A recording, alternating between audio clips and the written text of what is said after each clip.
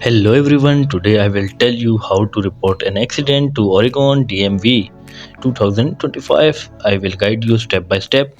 So first of all, if you have to go on Google and search Oregon DMV. Official website of Oregon DMV will be on the top and click on it.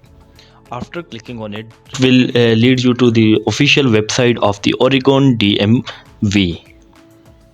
Oregon is a department or institute of government which is linked with drivers and motor and road services.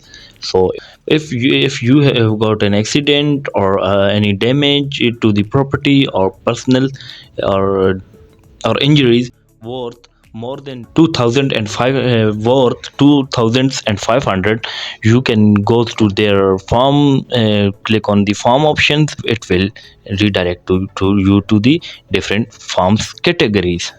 If a road accident happened and the damage to a person or persons or vehicles or a property is more than 2500, you must have to submit a report to the Oregon DMV. It's your responsibility to fill the forms and register a report to the Oregon DMV to be secure. So after you will click on the forms, it will open as the following, and this you have to fill these forms. Do it both online and offline.